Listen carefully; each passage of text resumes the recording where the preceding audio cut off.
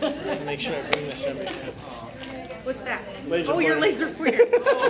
Started ringing. I thought we were going to get into more of it. Nice. Isn't that, what show is that? House of Cards? Well, possibly. Right? You went to City. Is that what it Well, he should do the 30 seconds. All right. Put it right on his We're forehead. live. Are we live? We're live. So we'll call this special meeting of July 15, 2025 to order for the Independent School District of 194. If everyone would rise. Say the Pledge of Allegiance. To the flag of the United States of America and to the republic for which it stands, one nation, under God, indivisible, with liberty and justice for all. We'll do a roll call, starting right and going around counterclockwise. Sure. Paul Carbone. Amber Cameron. Kim Baker. Brett Nicholson. Carly Anderson. Brenda Albrecht. Lucas Yoho. Emily McDonald. Michael Bauman. Brian Thompson. I am Matt Swanson.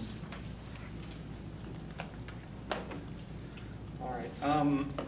So I had everyone, all the board members, everyone emailed in their goals. I made a combined list, which is the stapled packet that I brought. I tried to organize them a little bit by category, so we kind of go through them. Can I ask a question real quick? And Typically, when we have something that's presented to the board, then it's also presented in the board packet for community members. Was this available prior to the meeting? it was not. Well, let's read it out loud for the things I think I that brought- we discuss. I probably brought a couple extra. I have printed mine. Can I bring that? Sure. Do you want a copy, sir? I did print out 10, but we might have, we do have 3 extra. So.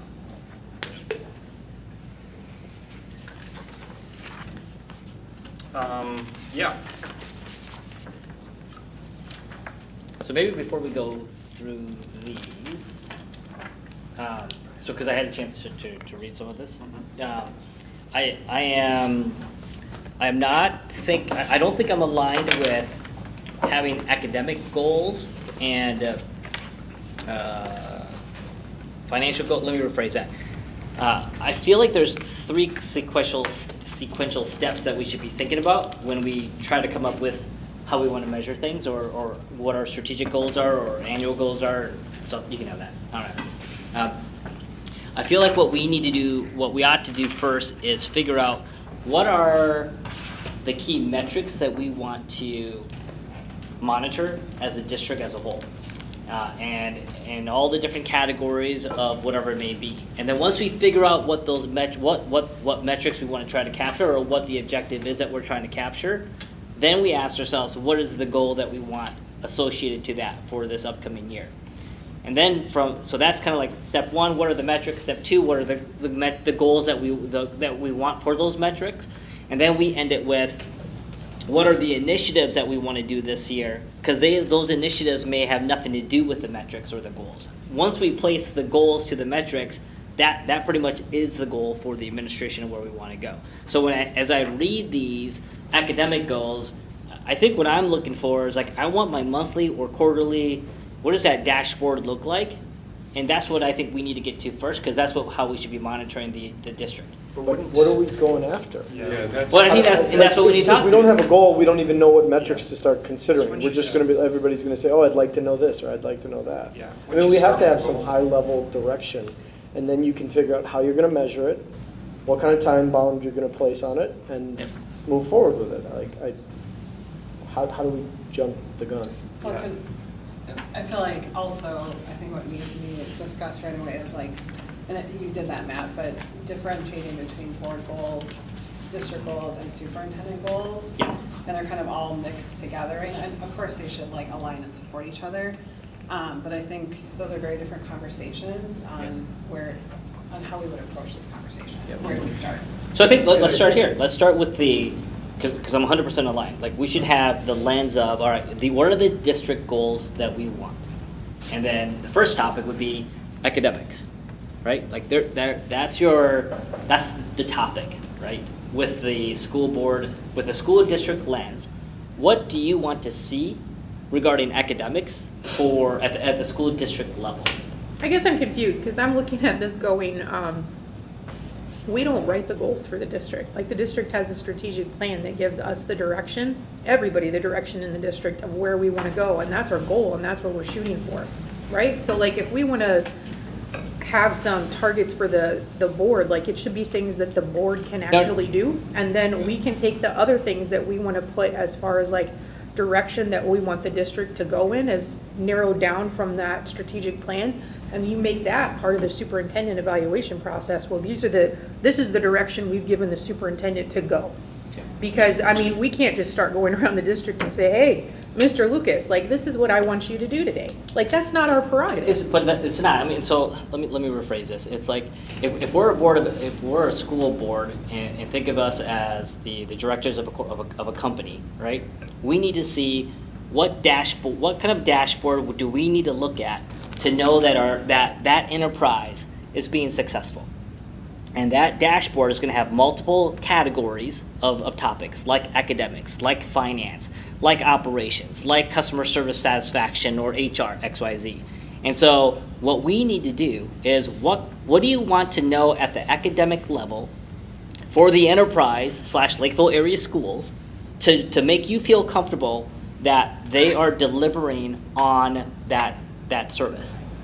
I think we know some of that, though, over the course of the last 5 or 6 months. Let me go back a step.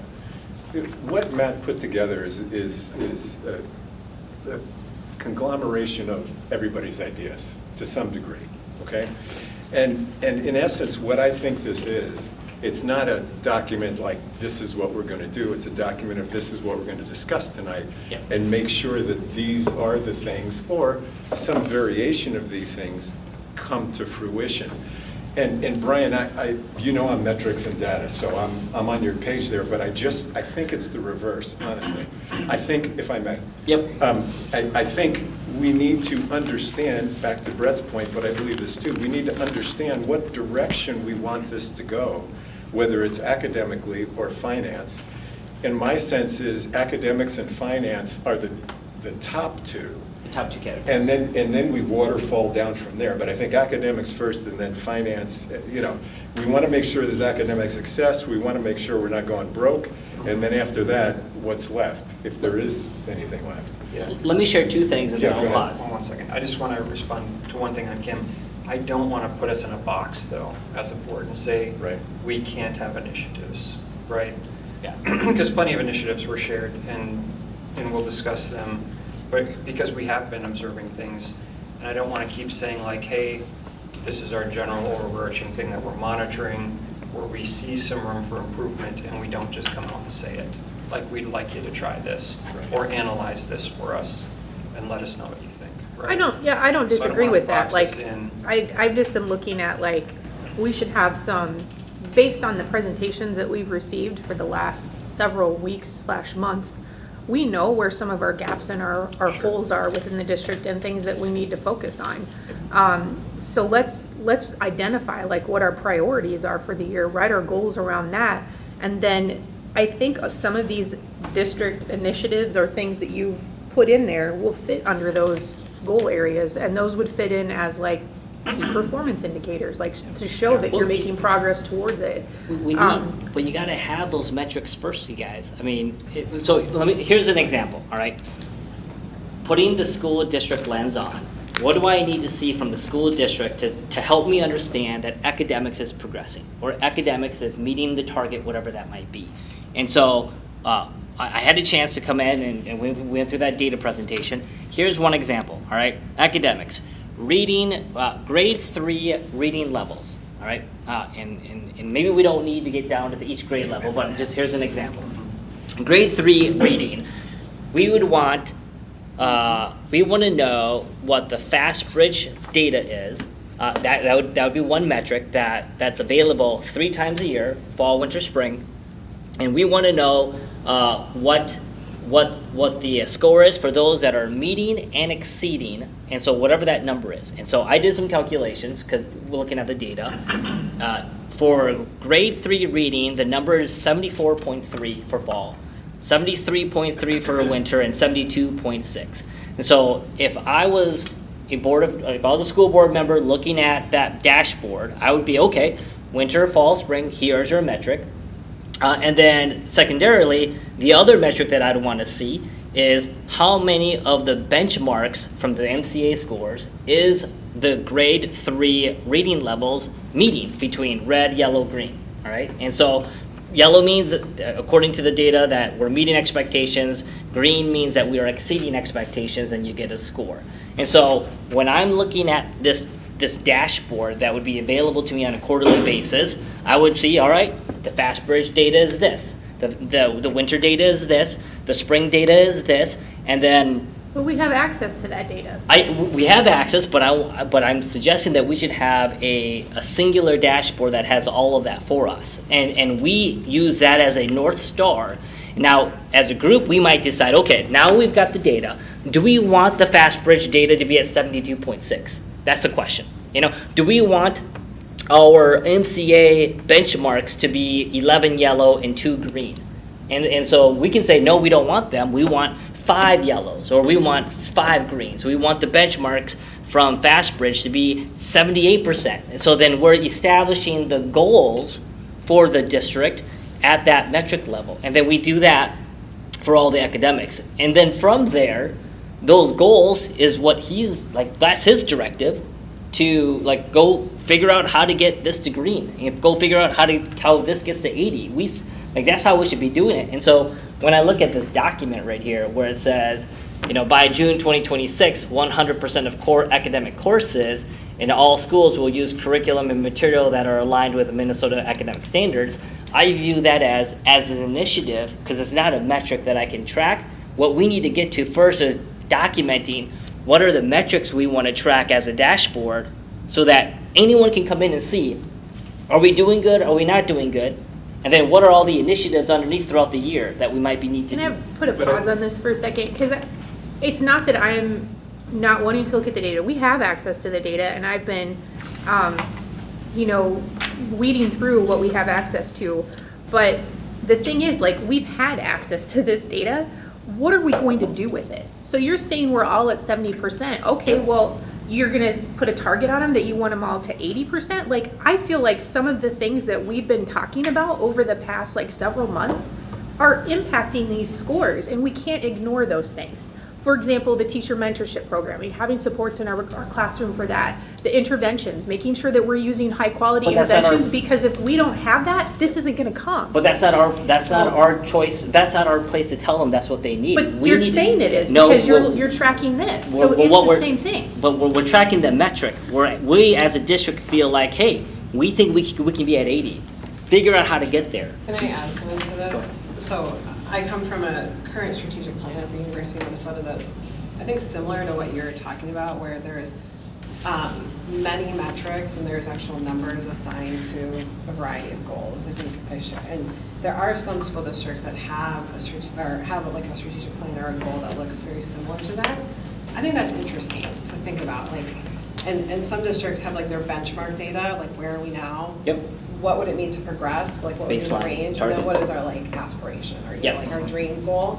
And that's attractive to me. So I think there's potential room for that. I think the how we get to achieve that goal is Center place. not the board's expertise I would agree. at all. And the other thing I was gonna say, not related to this particular thing, but it seems like we have a current strategic plan. Some of those goals are in these documents. Some of those goals are absent from this document. And so part of me is wondering, do we need to back this up slightly and say, is it time, because it's been a while, right, to actually, are we changing our strategic plan? Because that's what it seems like We're due for we're it. doing. Well, we're due for it, but it's also, this document is changing the strategic plan. Because we have listed goals in the strategic plan, and half of them are here and half of them aren't. Which So, document are you talking about? The one you strategic produced, plan. where. You mean the list of all the goals that people sent? Yeah, on I mean, that this is, goal again, one. this is to facilitate the Yeah. discussion of what do we want our goals to be? It's not, hey, we're adopting this. Oh, all of yeah, no, I these. get that. Yeah. But what I'm saying is maybe we need to have a discussion, is the current strategic plan Mhm. what we want it to be? Well, And if so it's like- not, we I should mean, change but it. it's broad enough. If you look at our actual strategic plan, it's so broad. And even so I produced this single page thing. If the goal is improved proficiency and achievement in core areas of study, that falls under our strategic plan right now, right? And then you can have sub-goals underneath that are more specific. I mean, our core goal number 1 right now, that was from 22-23, improve our teaching and learning practices and processes to increase student achievement. It's a pretty general statement, and Right. many of the things that people sent in would fall underneath that as well. Right. And that goes to what you were Yeah, and that saying, is Right. one of them. Kim, that could be an initiative which is just a KPI. Right. I mean, for instance, by June of 2026, 100% of core academic courses, if we want to make sure that our curriculum is in alignment with state standards, 100% is the goal. 100% right? go. Yep. So you can Yeah. have it where all So of your you can map. benchmarks from your MCA, Yeah. they need to be green. I don't want 2. I want Yeah. 13. I have 11 that are in yellow, Mhm. and so we can But I guess, like, arbitrarily Why decide. wouldn't we take our current goals as they have been approved by the board and the community and say, okay, under goal 1, improve our teaching and learning, one data set. Yeah. Here are the 3 sub-goals or 2 sub-goals or whatever for this It's year. not a sub-goal, you're talking about a specific metric to measure that, so what Well, you're. yeah, so yeah. what, the discussion that's actually happening is, do we want to improve our teaching and learning practices and processes to increase student achievement? Right. Do we want to keep that goal?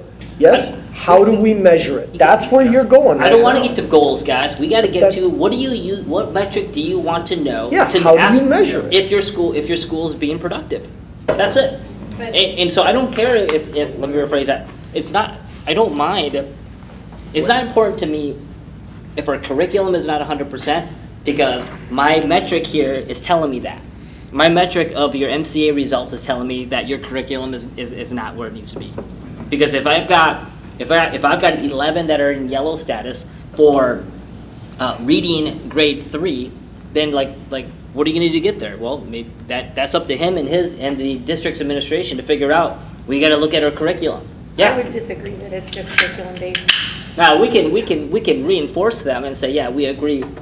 You should reassess your curriculum, and maybe we make that as an initiative, as a superintendent goal. But I guess what I'm trying to get us to is let's build a dashboard. What metrics do you want to see in that dashboard to tell you your school district is doing well? That's it. Forget about the goals for a moment. Okay. Forget about we want this and we want mentorship and we want X, Y, Z.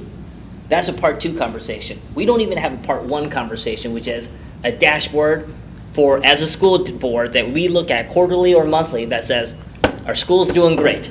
We do have dashboards. No. Do you get them monthly? I don't get them monthly.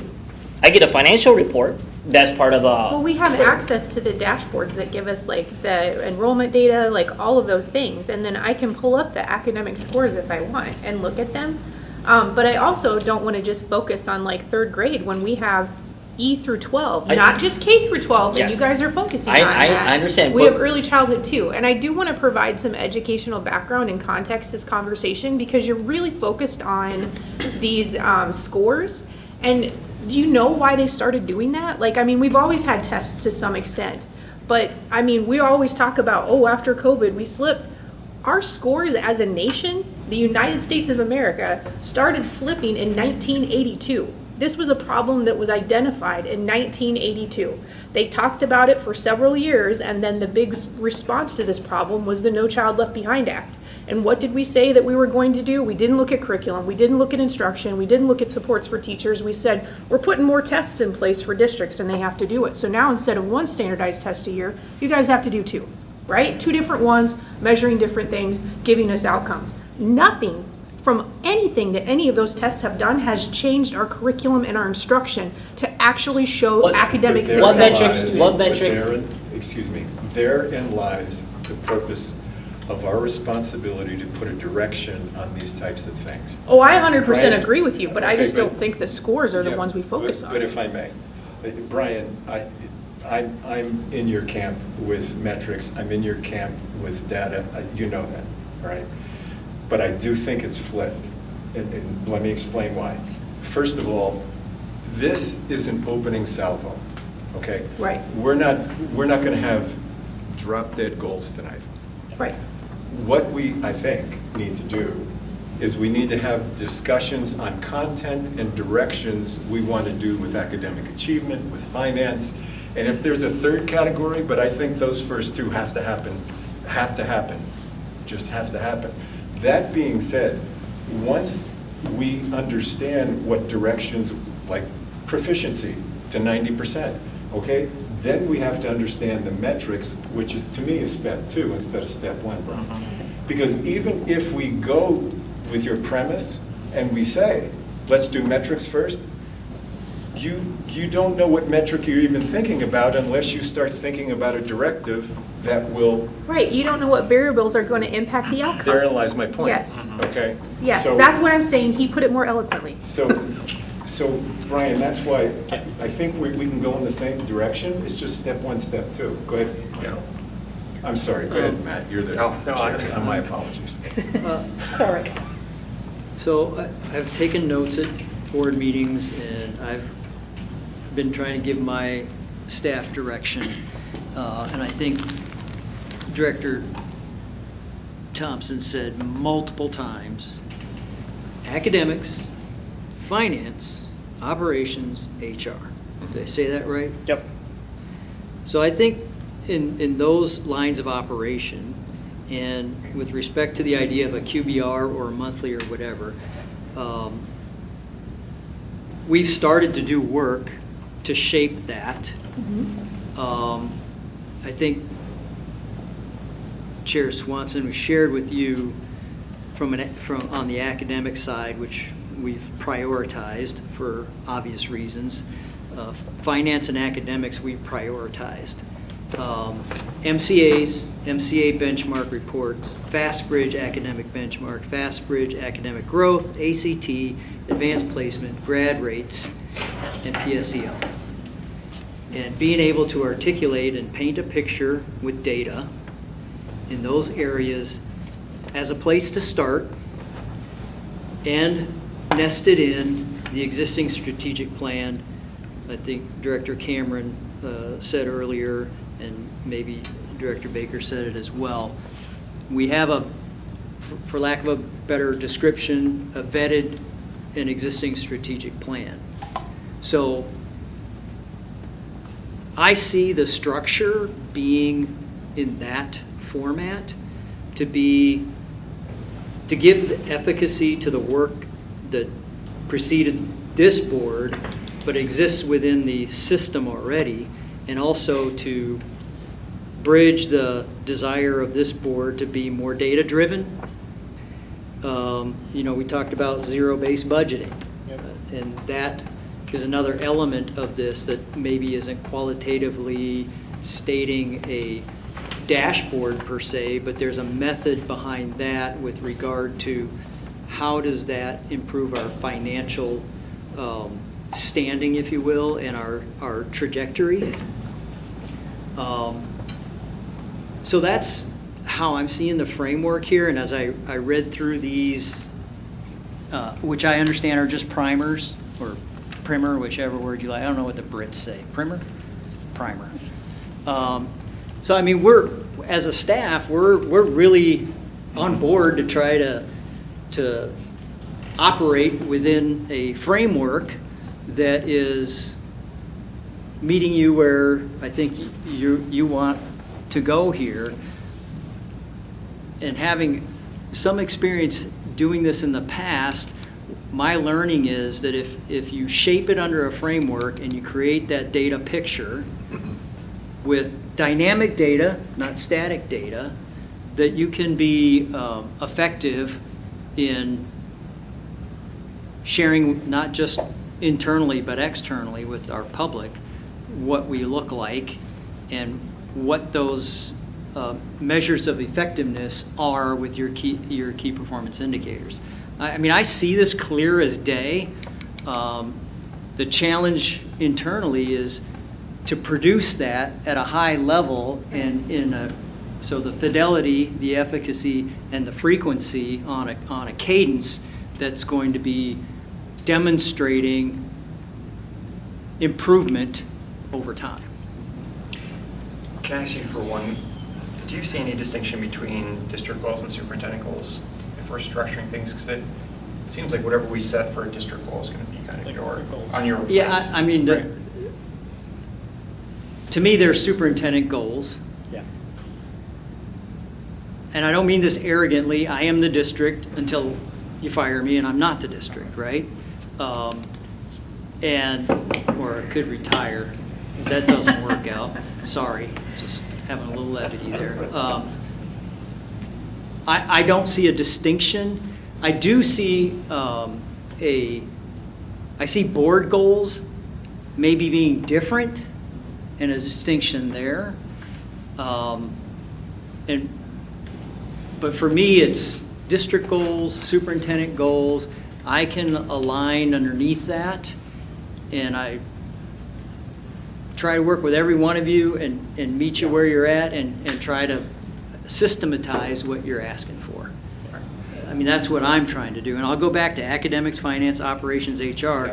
That's a good starter, in my humble opinion. All right, let's get back in academics. I want to ask a question though. So like we're talking about goals, we're talking about direction and all that kind of stuff. What has been our trajectory the last 3 years? For what? Everything. Pick something. Would you say we're going up? We're going down?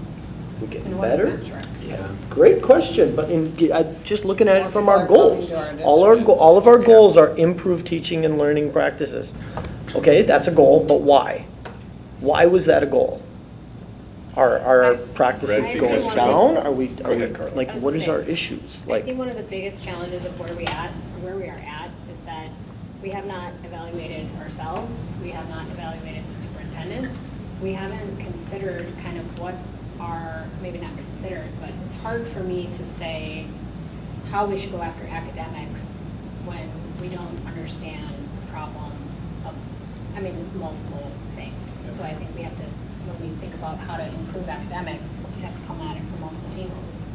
But I see as a board, one of our biggest problems is we're not getting in a cadence of evaluation and strategic plan. We should be updating our strategic plan, but how do we go through, okay, so for instance, in April, May time, we should be evaluating ourselves, we should be evaluating the superintendent to help inform goals we develop for the next academic year that should be conveyed in the June time period so that the administration can plan for execution. So it's hard for me to start where we are. But While how- I know we have history and we know to come back to your question, Brett, like, are we seeing improvement that we want to? I don't, what do we have that's measurable to? And that's the problem. We don't have a dashboard, guys, that tells us the state of our school district. But this the is where I other think. And so how do you plan What- goals? But again, I What think you have to dashboard do you set the want? goal Like, and figure out what metrics on the we need website. to measure that goal, right? that's And what then, that's, yeah. It's right there. yeah. But and- to some but- extent. Why are we- But that is, the problem I have with everything on this page, like this, if that's what you're looking at. No, I'm looking at the dashboards. Yeah, but these are just enrollment demographics. These are all Well, static right, too, because right? those are public things, right? So you can only have so much available to the public, because private student data, which we do have access to, is for board members. So like I said, like, you have access to the academics, you have access to enrollment, Okay. attendance, like all 90%. of those things. Reading and math. Yeah. That like Right, where it and is. then we have access to staffing. There's a staffing dashboard that's on every one of our board things now, so we know like where we're at with, so I mean, I feel like the district is responding to the requests that we have put on their plate. See, I So, think you all need to right, put the just a second. target and the goal to it though. Like, Yeah. what is good? Right. All right. What does good look like? Where do we want to be? The purpose of me requesting you guys to send in goals is so we would have some direction, right? If you didn't send in a goal, let's hold it till the end. All right, let's just go through the goals, starting with academics, see what we need for metrics to measure that goal, see if it's a goal we want to even agree upon for a board. Which If one are we we need to, sorry, the second one was just, the single page is just an idea. Okay. To structure it, but. So this one, Yeah. okay. And then if we need to address the strategic plan, I mean, I get the idea for direction for the district, but if our goals don't align with the strategic plan, we can adjust the strategic plan. It's just words. I mean, I've gone through the page, it's just a lot of whatever. Somebody did a lot of work on it and it's great. But again, we as a new board can decide what our direction is, right? So let's just go down the list. 90%, I will say, and I think Wait, can we start with number one? yeah. Yeah. We'll get there, but yeah, That is something that came up in the Yeah, I chat. wanna go with that. Let's go Otherwise down. it's gonna get. It's All And right. It's gonna can we go make over. sure we read them out loud too, just for Yes. the Number public? one, and again, we'll chat about each one, so don't jump all over me because I'm reading this. But I do agree with this one. By June 2026, 100% of core academic courses, math and literacy, science and social studies in all schools will use curriculum and materials that are aligned with Minnesota academic standards verified by annual curriculum audits. I have a couple questions. You can ask as many questions as you want. Okay, actually, one comment, one question. I think this should be happening. However, I think our school district should be in compliance with all state standards, not just the ones that we choose as a board. So there are more than this. There's art standards, there's other standards. So I think it should be all standards. And then. So all courses of study. Yeah, and then my other question, and I think this relates to many items, is we're using the term curriculum a lot, and I think the term curriculum has very different meanings and connotations given the context.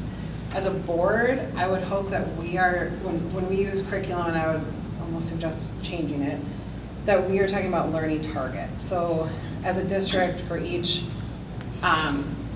grade or each subject, we have learning targets, but then the day-to-day lessons that are happening in a classroom, to me, is not something that has to be identical to all students, because that's never going to happen. I mean, every teacher has strengths and weaknesses in certain areas, and I would hate to take away the creativity from teaching. So I think it's important that all teachers address the learning targets and achieve those learning objectives, but the exact worksheet that they do that from, I think that is not something we want to So monitor. can I just ask a question? Are we not doing that with math and literacy right now in elementary with the new curriculum that's being implemented? I don't, What's your I mean, question? I think there's probably high-level curriculum, right, that every teacher is using. But then, Sure. at least in my kids' experience, and there are supplemental things that teachers are doing based on their experience and practice that aren't in the purchased curriculum, right? So like a book that they choose to But read might be a different shouldn't book be than doing another that. third grade I classroom. think one of the issues that we have right now, though, talking with the teachers, is that they've said many times that we don't have sort of that overarching structure anymore, though. That it's been kind of Well, and that's what I washed mean with away learning. over years of, people coming, going, whatnot, changing and whatnot, and people have things for certain lessons that meet objectives, that meet standard. Yep. Other people in other buildings might not have access to those because we don't have a common core, which I think that's what I think that's the way I read this. Maybe I'm wrong, but that's the way I kind of read that. Is like the common core I needs think to be curriculum can mean all of what we're consistent. talking about, and we should be consistent. But I think you're talking about benchmarks, right? When you talk about objectives. Emily's got Did I information. use the Sorry, word okay. objective? So if it's helpful, Learning. when internally, I can explain to you how we define those two words. So internally, when we are talking about curriculum, we were talking specifically about standards and benchmarks. That is what you should be teaching. Yes. That is what the state demands that we implement in the classroom. So when we say curriculum, and this is a shift from 20 years ago, curriculum used to be, here's your textbook, here's your curriculum, right? Right. We're in a different space now. So we define that internally as standards and benchmarks that we are required to teach. That is the curriculum you teach in your building and classroom. When we talk about things like materials, Yep. textbooks, novels, additional things, we refer to those as resources. So any type of physical thing that you're thinking about, that's how we define it. So I don't know if that's helpful in the context of if you're writing a goal That's around helpful. stuff, it will be more easily understandable internally because that's how we've defined it. You want consistent curriculum, variable resources. Exactly. Yep. But what And- did we just implement in elementary school with reading and math? Is that Curriculum. not, so I mean, they're just given, hey, here are the benchmarks so you can figure out how to teach them? No, so we have It's a specific program, we have right? we have a very extensive multi-year process that we go through with the teacher leadership teams.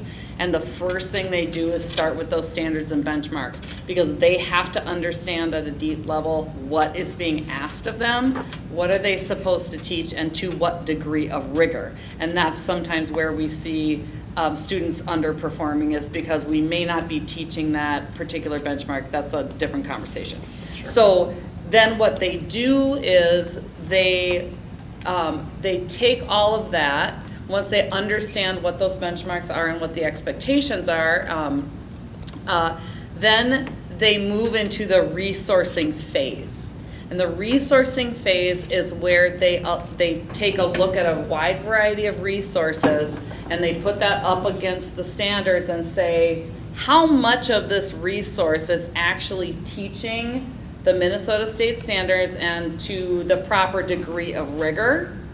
And then that's how the adoption process starts. So they start with the standards benchmarks, they layer on the resource. If a resource is missing something, but say it's 90% there, then what you'll see is you'll see them go through a process of engaging in conversations about supplemental resources to meet those specific benchmarks that aren't being met by the resource. So what did we pay for though, I guess is, because we have a curriculum budget, right? So what did we pay for? Bridges, math, For math, integrity. yeah. So we paid for all of the resources that the That we think teams and the needs- teachers and the committees aligned, and they said of all the math, because there are lots, here's the reality. The reality is that when you're talking about core resources, they are not generally created for Minnesota. They are created for states like Texas, for example, and the reason why, it's smart if you're in business, is that they do statewide adoptions. So if they adopt something, it's for the whole state. So you can imagine if you're a publishing company. That's still gotta get us 80-90% of the way there, 100%. So- Unless the and we don't- Minnesota Department of Education thinks that their standards should be very different but from, you know, she already the kinda the said, Texas we're one. 80-90% Yes, there with but the there stuff are we- there will always be, to A your couple point, Brett, there will things, yeah. always be some pieces that are missing Yeah. because there's not really a Minnesota-specific curriculum to align to the standards, which is why the teachers and the TNL teams have to do that work to say, are we matching the proper resource to the standard? So one is, you want all the resources that we have available to meet 100% of / the curriculum / the target, the benchmarks. Right? I think it's So- I think it's realistic to like evaluate these large resources that we're purchasing, like the ones we're referencing. I think it's kind of a waste of time to start looking at the 10% that, or even like the 2%, let's say that an individual teacher just says like, I'm really good at science in kindergarten and we're gonna do this cool lab, and then the kindergarten teacher next to me might not do it. Within reason, that is healthy, to like have teachers play on their strengths, while Yeah, but- 95% is still Or within a consistent. classroom, you might have kids who get extra materials based on their level or where they are Yeah. with those benchmarks. Right. Or they might be using different things if they're not meeting.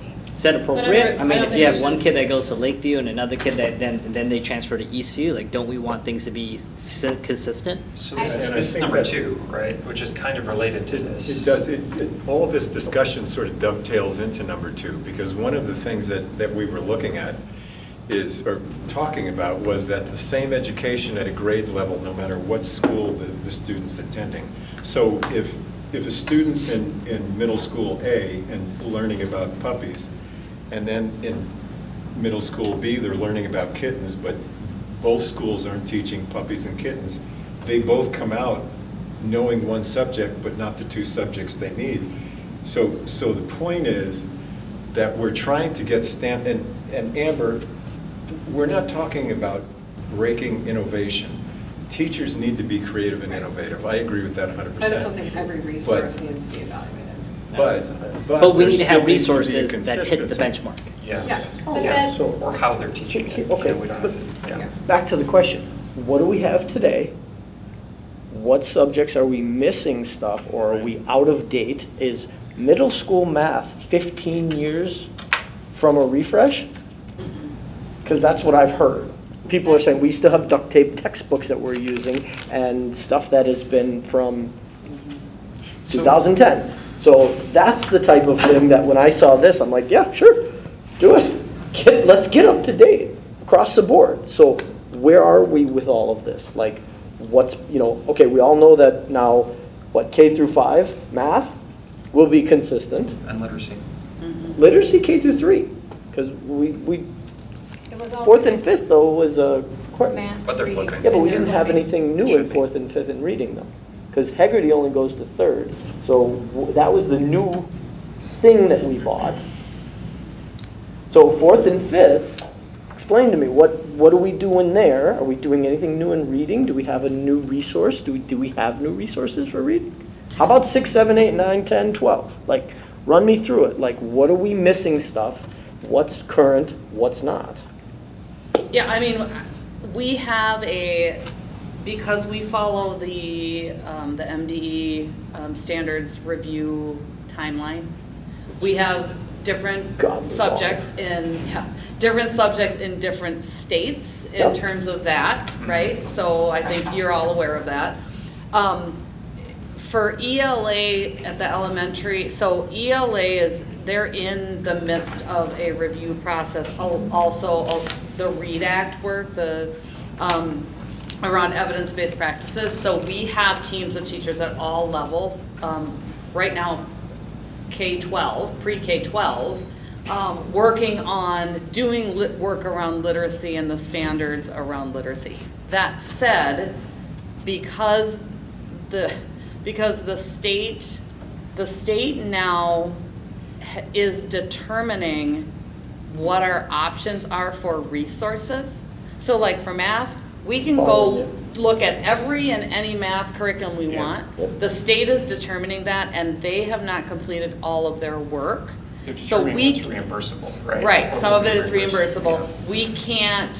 We can't adopt a full new curriculum like we're doing with math until we know what that answer is. So we do expect an adoption to be coming forward for ELA for the elementary, based on what the state tells us and how they make their decisions. But that's in the because- works. like, here's the bottom line. That's Like, because what's- of the READ Act. What's Yeah. the MCA benchmark today? And that will tell you where we are at. I mean, I think it's what? Yeah. Is it 52% or something? I don't know what the elementary benchmark is for reading. Yeah. I mean, it's 52%. Or I mean, if that's what it is, or 63, 60%. But you're, I mean, maybe. because Maybe, the you know. MCAs are the elementary students You're are also taking the talking about- MCA's test, which is Yeah, the but- state benchmark. And if they're not being taught it, meaning we don't have the curriculum, we don't have the resources, Well, like there's a question on that's the number. effectiveness too, It's though. not Yeah, that we're assuming they're. It's- Yeah, you're assuming that the curriculum is actually going to do it, which, if you remember 1-800 Hooked on Phonics, worked for me. Yeah. Remember that? Big joke for everybody? Guess what's back? Phonics in the Phonics READ Act. matters.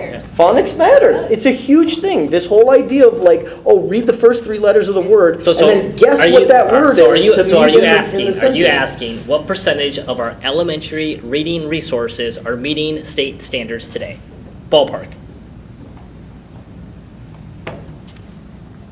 Ask your question What again. percentage of elementary resources for reading are meeting state elementary benchmarks today? Well, anytime we go through an alignment process, those things should be aligned 100%. So we're at 100%. Well, When we, right now. when we, that's one thing that when we always start and end with the standards and the benchmarks, the expectation is those are being taught.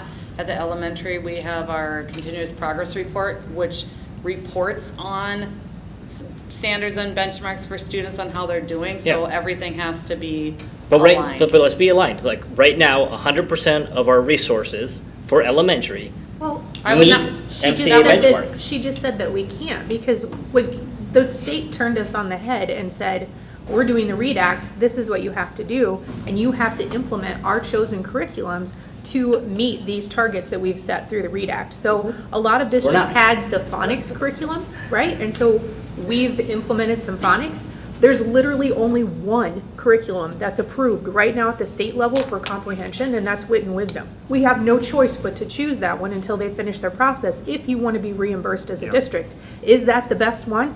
I don't know, because they haven't looked at the other ones. So there's no district in the state that is 100% aligned right now. But you could supplement, right? And that's what we're talking about. You supplement with other resources, and we can tell through the MCA which benchmarks we're missing. Right. So, sorry, going back to I the. think, going can back I to just the- want to say something about that real quick. Uh-huh.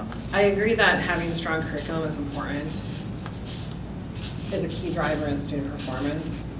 I don't think you can explain MCA scores by only looking at a curriculum. There are many factors why a student would not perform well on an MCA, regardless of curriculum. Agree. I would just They got say, the best you curriculum can ever. tell by looking at MCA scores which benchmarks our curriculum might not be teaching to. Or where a student body needs support, Well, generally. you might be able to find themes in areas that we're not doing well that Yep. would make sense if it's Yep. occurring across So you have student some bodies consensus. versus. So if you're looking at the FastBridge data, which is quarterly, and if they're sitting at 75% in fall, winter, spring, but then our MCA results are 52, we've got a gap, meaning we're Yeah. teaching things that are not on the benchmark because our kids are meeting the FastBridge metrics from fall, winter, spring. So Yeah, and our district is really, I mean, the public assesses our district by the MCA scores. Fortunately or unfortunately, it's a reality, so why not make sure that our resources and curriculum are geared towards the state Well, I standards? support that. Right. I'm not saying that. Okay. I'm just saying, find the best curriculum might not get us the best test scores. Agreed. Correct, I mean, there are other issues. There are lots of Agreed. other issues that we Agreed. need to Yep. support a whole child But in maybe to let's perform start well. with this base. Can we, All right. can we agree with reading and math, 3rd grade through 8th grade, 90% MCA scores? Hold on, let's, Absolutely not. hold on, How let's about get back fifth here. grade? Yeah. Like, All right, going back to one. Skittles or Incrementally. All right. Twizzlers? Is there, I mean, why not, right? For one, do we want to say curriculum and resource? Well, I guess we say materials, but resources would be, I mean, if I gave you that goal, I don't think that's our place. I mean, I would want you to want to go there. Yeah. But I don't think it's my place to tell you, you should be at 100% in core resources. The metric should be, I need you to hit 100% on my MCA benchmarks. but again, we're removing variables from the equation, right? If our curriculum is in alignment, But- then our test scores will better reflect. Agreed, Performance. but Maybe. we're giving him the how. I mean, we don't want him to, I So, don't, right? the only thing I want you to consider, Brian, like, we can help on the curriculum side of things in terms of, yes, encouraging that. But we are asking, I mean, I do think we have to ask administration what they think a reasonable move in terms of the needle would be. Because we are not giving, to make a jump from 60-some% to 90%, or 100%, you're saying. Yep. We're not giving them more people, we're not giving them more money, we're Is not that what's giving them more needed? time. But is that what's needed? We don't Again, if we know have, what's if you have a needed. goal, but this, I think this goes to his point though. If you have a goal and a target that you're going after, you're trying to achieve that, then if you can't hit it, you should be able to determine what are the barriers that are Correct. keeping us from hitting that target. So you can't add, We've had targets forever. no, you We haven't. haven't- we haven't. You've had general. We haven't had targets. You had, Oh my let's gosh. get better. With What I metrics. mean. Let's what I get mean- better is okay. not a target. That is What- not a benchmark. That is not a metric. Okay, I don't disagree, but what I'm saying is, it's been a goal of the district for MCAs to improve, or that's It is clearly- not. That's clearly a benchmark that the district is trying to move the needle. I disagree with that. We've been on the board together for 3 years, Carly, and this like that hasn't been, it's like, well, we're gonna try to move this by 5%. We're gonna try to move this by I didn't say 2.5%. percentage, I'm just saying that if the superintendent and assistant superintendent can That's- tell us That's- why, in this moment, we're not meeting benchmarks, I don't think it's a simple, straightforward answer. I think it's a very complex answer that deserves some evaluation.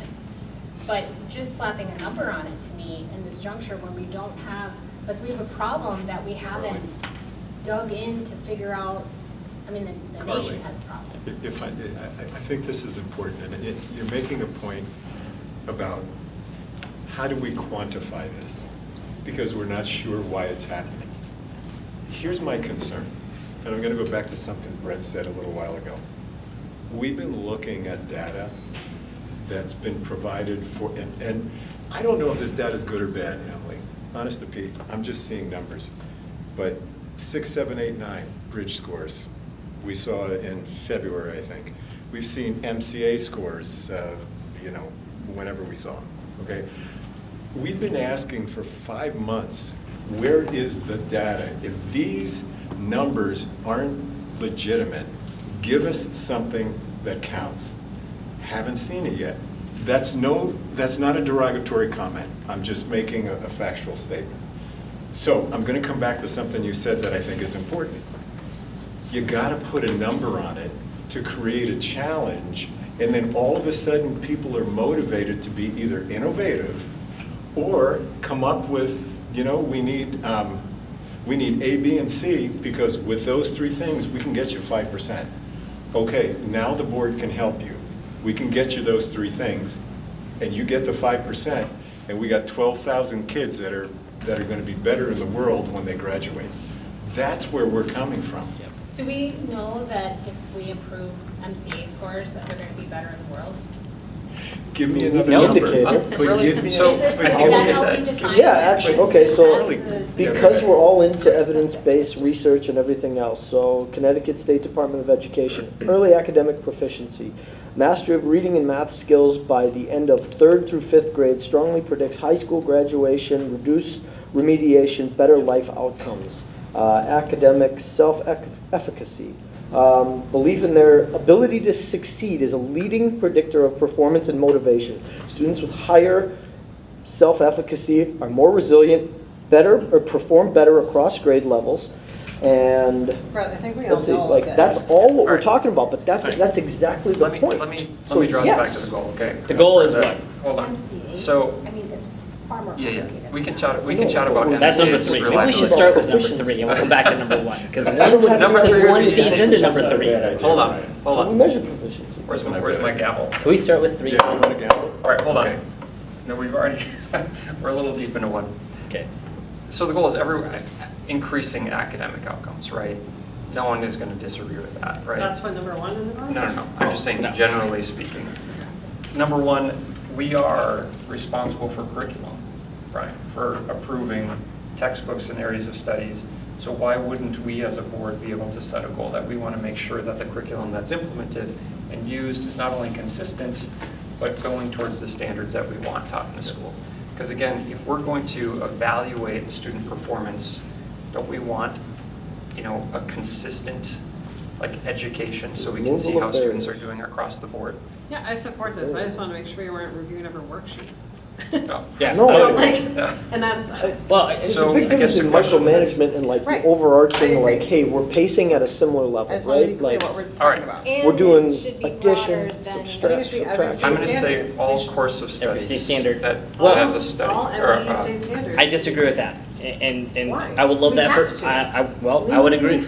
I would agree that it could be a good part 2, but if we want to focus on our goals, we should make sure our state standards are being met for the 3 things that we are tested on, which is reading, math, Hold on, and think science. about this though. We're We not don't tested want- on social studies, we're not tested on art, like, there isn't a. Those enhance there- student learning in these other areas. I agree, but we're not But tested there's on it, and we're not social- penalized on any of those things. The problem is consistency again, and if we're going towards state standards, it's consistent.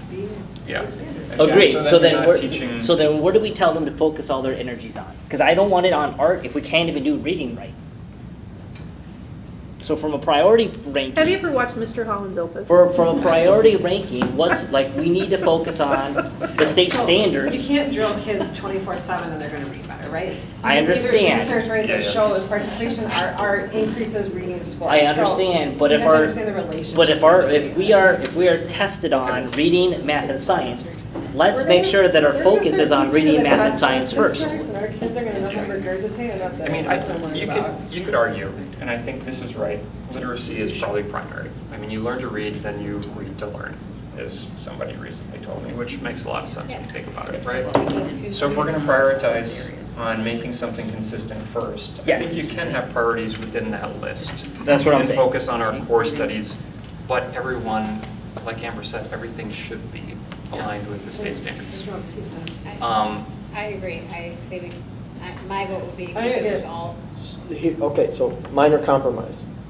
Yes, first target that you're going for is reading. So first metric that you start talking about that we are going to really prioritize on. The general statement of all curriculum, all, resources, whatever, need to align to the state standard across the board. 100%, sure, no doubt, no argument. I got no problem with it. First one that we want to see from a metrics perspective, though, and how are we going to start measuring, could be reading. You could say reading is absolutely critical, and I will die on this hill. If by 5th grade we are not seeing an increase in reading, we are doing a disservice to every 5th grade kid in this system. Because in middle school, it all changes. It's a whole different 90%. animals. 5th grade. I think 90% 5th grade We're getting reading to is a 90%, but wait. is a target that we should strive to achieve. We are striving for excellence. We're not striving for mediocrity.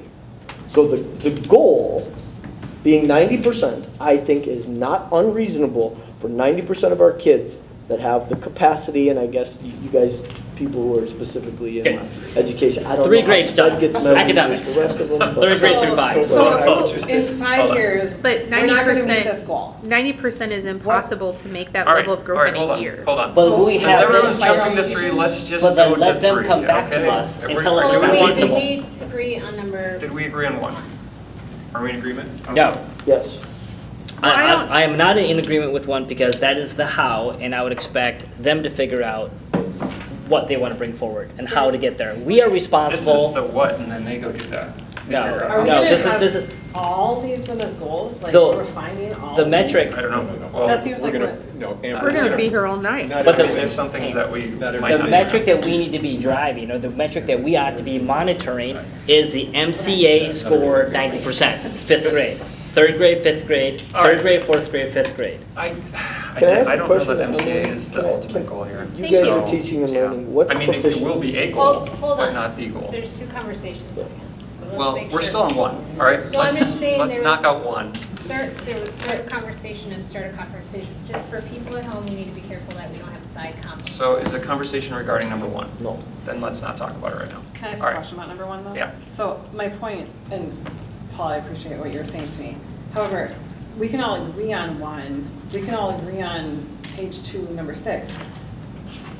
I don't think we're like voting that number 1 is a goal at the moment, right? We're like, we're gonna have this conversation, refine this, and then decide amongst all of these, what are the priorities? Yeah, can I just say one Right? thing?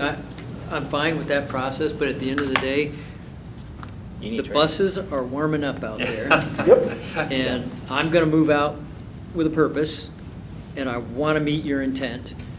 I just want you to know that. I'm gonna do that. Yeah. Okay. But so, Emily, just a question about number 1 here. If we were saying like, in this, like when you're looking at this, how out of alignment are our core academics?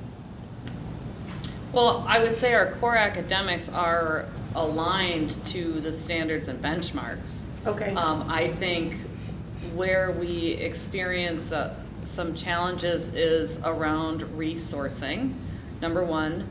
Number 2, Hang on, that Wait, doesn't make let her sense to me. finish. Let No, her no, finish. because you just said resourcing is not aligned, meaning that we can't hit benchmark. So either we have resources that hit all the benchmarks, or we don't have Well, resources. let her finish. teachers are clear on what their standards and benchmarks are, so they know what they're supposed to be teaching. So in that regard, it is an expectation across the system, and the teachers are clear, these are my standards, these are my benchmarks, this is the expectation of what we're teaching. So we don't say teach whatever you want, you don't have to teach the standards. So I would say that from our perspective, there is clarity from the staff and from our leaders that the expectation is that they are teaching what the Department of Education communicates to us that they need to be teaching. When I say resourcing, because first of all, I know you're all familiar with our history. We had significant and deep cuts for many, many, many years, which we would bring teachers together to work on the standards and the benchmarks and to understand what they were supposed to teach and to what level of rigor. but we did not always have the dollars in the system to be able to provide resources, so we were really in a more of a like a self-creation environment. Focus on the standards, focus on the benchmarks, which is why we have really old resources like in math. And so then, as we have been sort of getting in a better cycle, both budget-wise and from an implementation standpoint, as we are following the MDE predictive cycle around standards, we are both doing the standards work to ensure that they're clear, and then also doing the resourcing work on top of that, so that when they walk into the school year, math is a perfect example.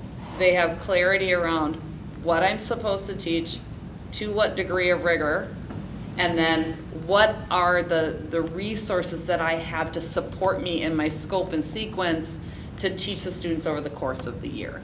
And then what happens is then after that year is complete, then it's a reflection back to say, what are we missing? What's going well? What do we need to do differently? So I think it's a little bit complex, because when we're talking about standards and benchmarks, that's a clear directive in Yep. terms of what they're supposed to be teaching. But, and the gap is, do we have the resources that I mean, that meet that? The next question for me then is, okay, so where are you guys at, seeing as we were at, 53%? So what have you guys been doing now? What's already in flight? How are you closing the gap? When you say what's in, In flight, what are you currently working on to address these? I mean, if this is what we're saying, 53% in reading, I don't know, pull up the numbers, whatever it is, they're low. So if that's how you guys operate, what are you guys building right now? What are you resourcing right now? What are you adding to the toolbox to help teachers get those numbers to where we want them to be? Well- What's going on? But we're talking about number one. I think you're going on, 'cause you're talking about. I know, it's kind of all blended. Well, you Right, but are I asking want to know, number like, one, what this resources are we says that building?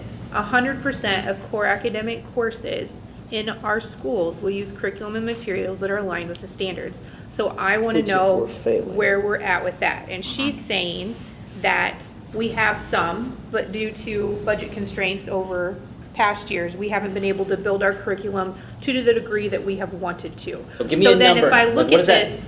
What is that number? Well, but wait a second. I think you need to think about this in the context of what you're asking. So if we know that we have these financial limitations that have limited our curriculum, right? Yep. And we've already purchased a math, we're waiting for the reading things. Is this something they can accomplish in a year? Like, is this the thing that we should be talking about? Is what I'm asking, because we know that there's limitations. She knows that there's limitations. We know that we're working on it, but we don't have the finances right now to fix it. So then, We don't even know where we are. Like, that's the we're missing problem, the guys. curriculum We don't even gaps. know where we are. But that's the question, what is the gap?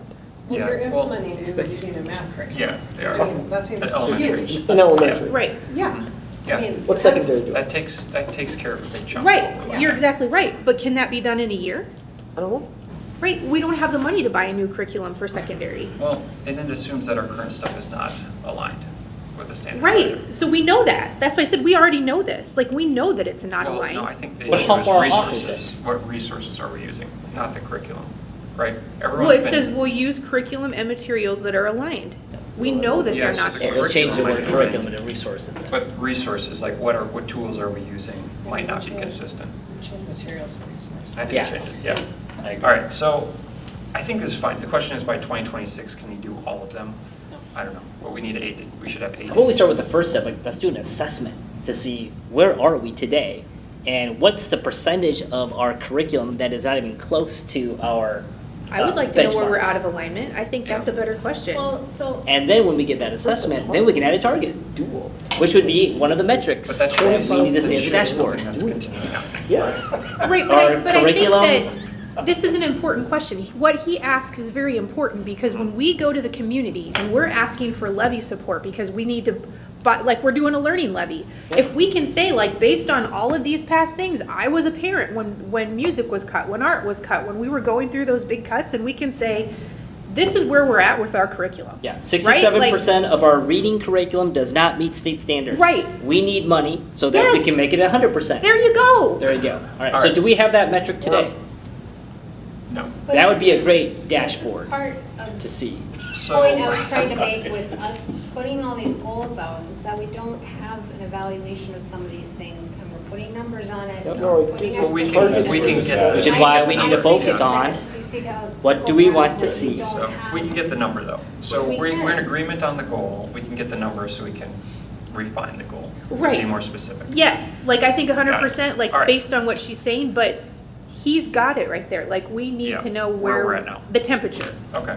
Right? For third grade reading, third grade math, fourth grade reading, fourth grade math, fifth grade, I think we should go all the way down to whatever the MCA, category or group of students that get tested on. Like we should go to that. We should go that What far. would that entail?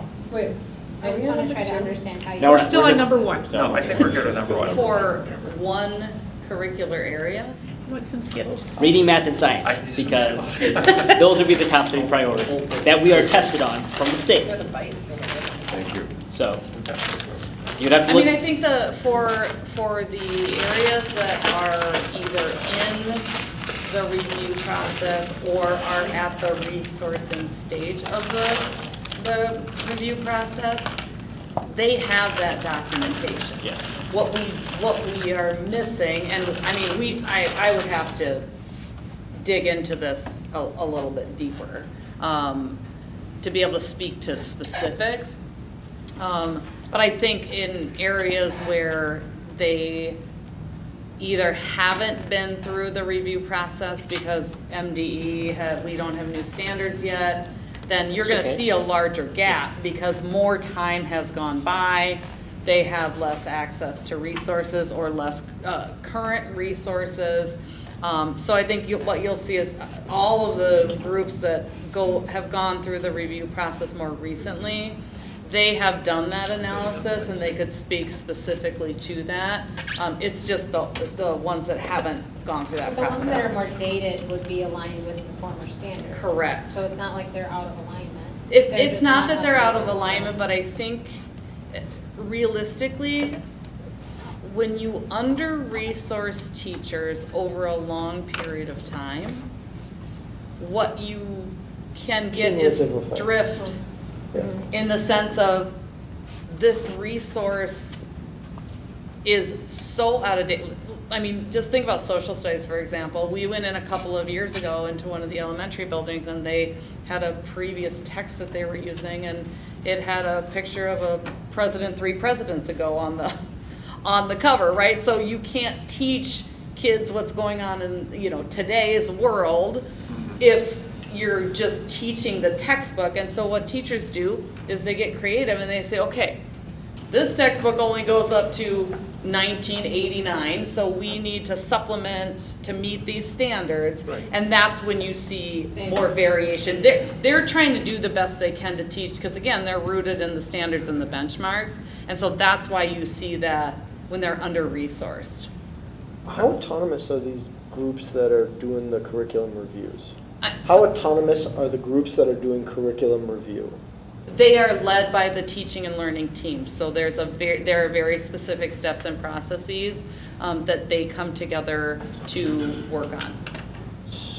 So secondary had Elida Kane, they all kind of rolled up to her? So. And her team. Okay, so, Yeah, they schedule they pull the teams together, they schedule all of the meetings, they work them through the process and going through the standards and the benchmarks. They help them with the alignment in terms of what the resources look Does like. it So, change drastically year to year? in terms of the process? No, the actual standard. Those every 10 years they change it, right? Yeah, every 10 years. So then if Yeah. we would have had curriculum, if we had resources 10 years ago that met the math standard, we should be able to use that same resource for 10 years until they change it. Ideally. Ideally, yes. Because the MDE hasn't changed it, so as long as we're consistent, Well- then as long as we stay up to date. So it does seem like this is something you can measure and report back I don't to the know. board on.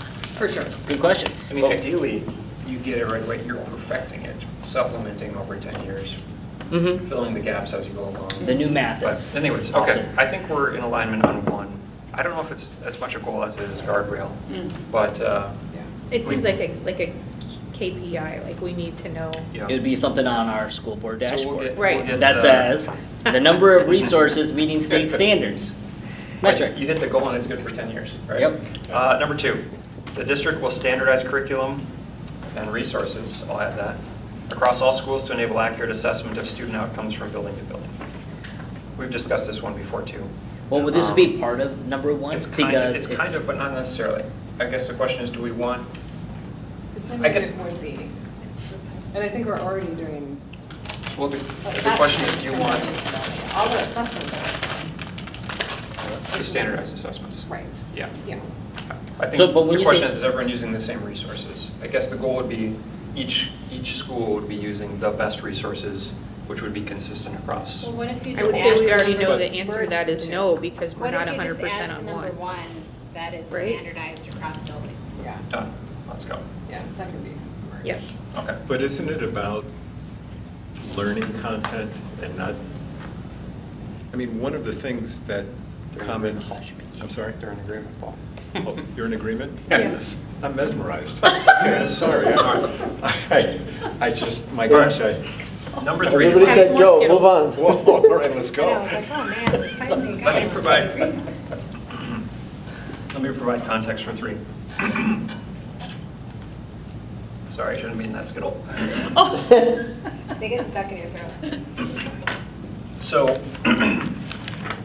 3 comes from the ESSA goal, Every Student Succeeds Act.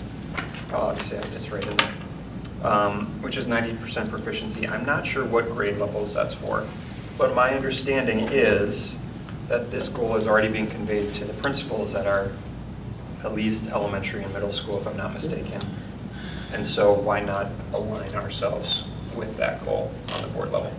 Do you want me to provide some context, Matt, Please. around that? Okay.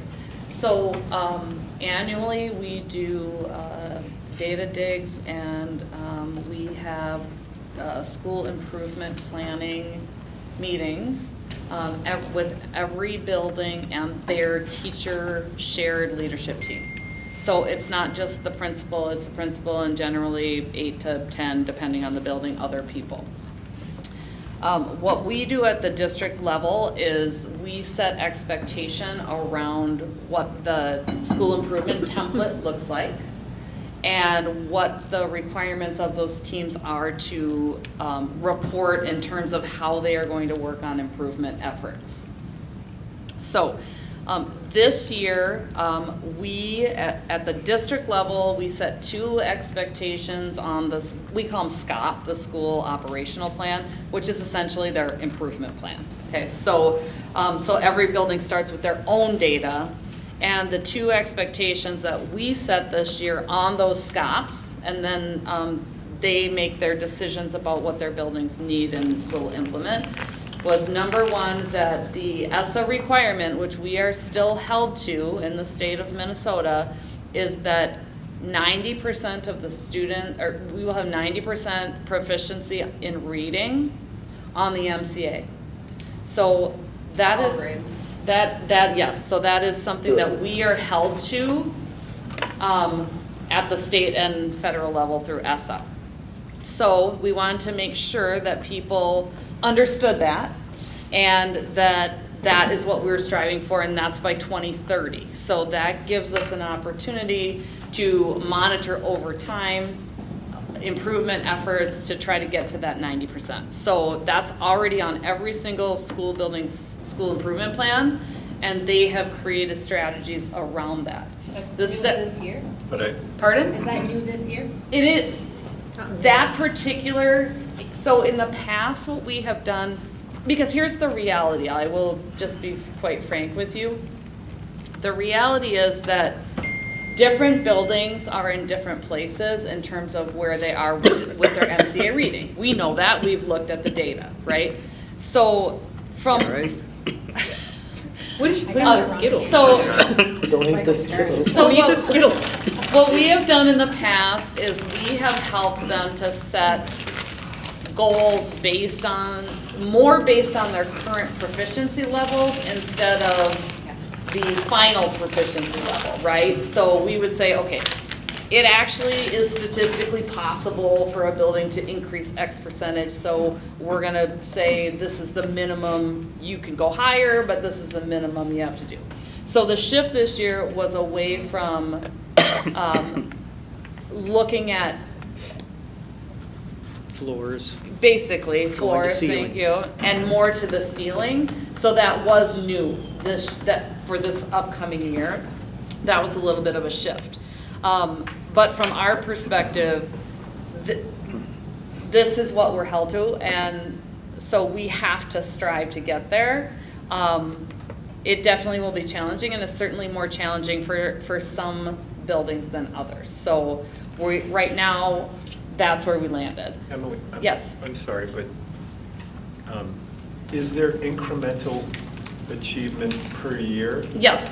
So again, our official MCA data does not come out until the third week in August. Right. So we have some preliminary internal, but we want to make sure we're operating off of like the real numbers. So what Cheryl Gangler has done is she's helped develop essentially a chart that once we get the real numbers we'll modify slightly, that talks about what the year-over-year increases need to be in order to reach that 90%. So they will know I have to have an X percentage increase in my MCA scores over time in order to reach that 90%. When you say So I how want- to, oh, when you say how to, what happens if you don't? Who gets fired? Do we Let's fire be all candid, like who gets fired? But, Well, Michael, I mean, No, but Should we really? who's There's- Like, who's responsible? responsible? From the state, yeah. I mean, the state doesn't. Does MDE come down and cut our funding? Well, we're not at 2030 yet, so I don't think we know. I'll say this, it's ESSA, that's federal, Okay, so the answer is very hard, maybe. because there's nobody in the federal side of it, but, okay. so, I think. So, and that's, I'm just, Yeah. you know, I'm raising my hand, because if you need a one throat to choke, I'm it. Yeah. I think it's aspirational to say 90%. I think providing a trajectory and glide path is the logical sequence, and it's going to be different for different leaders in the system by school. And you have to have essentially an infrastructure in place to support getting to that goal. And if we go back again and talk about academics, finance, operations, and HR. Let's throw in policy as the fifth one, because that's pretty much our job. I'm going to stick with the four you gave Alright. me the first time, Okay. and the second and the third and the fourth time. Are there any legal requirements or legal, But what I Pickups want to from say us, is, you know, so my scaffolding is, there's a mindset shift that has to occur in a big organization that's been operating differently. And so what is the scaffolding behind that? Well, it's evaluation, right? Here's the goals. Everybody's nested, and the evaluation system is nested in those sets of goals. And we drive for it as hard as we can every single day. Yep. Win, fight, go, Yep. go. And some people are going to make it. Some people are not going to make it. And in the end of the day, if that's not good enough, then you let me go and you get a new leader who can do it better. That's my reality. well, can I ask the question then? Is there any legal requirement for us that says we cannot financially incentivize the teachers Bonuses. or the principals at the local level? Are we allowed to offer a bonus? Could we start saving today and say, anybody who hits the goal within 3 years, chunk of money, and see what they do? If you were in the contract, maybe. So, I No, think, I think- forget the contract. I think my this- challenge, Bonuses are not legal. Why? It's a public use law. But if they're in the contract? That's what I'm asking, I guess, like, They're not the bonuses, legal, though. You what cannot tells call us we something can't a do it? bonus. Hmm. Yeah. Okay, we can't call it a bonus, we can still find a way to, We could Well, look at ways to so- potentially incentivize. Well, don't we do that but with, QCOM. Yeah, QCOM. exactly. Well, let's not go to, okay. I mean, there are incentives in the contract already, I would say. So we're already doing that, but I just want to be very careful because the public is listening to this and bonuses are not legal. So I just Okay. want to make sure we're. Not So legal. I have a lot of thoughts now, after all this. Performance indicators. I appreciate that having, I mean, part of me is like, why isn't it 100%, right? If we're gonna have this like goal that is very aspirational, I would add, not just aspirational. I think we should be here for all kids, of course. I think I wanna see what is the progression to get there. I mean, if you look at our high school rate, to get to 90% is almost laughable. And it's not because of what do students know.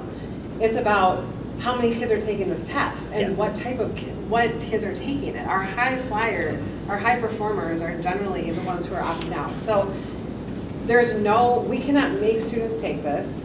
Yeah. Some districts do better than others, I think, in incentivizing students in some way to take it. I think that's something we need to look at, especially for secondary, if this is actually a goal we want.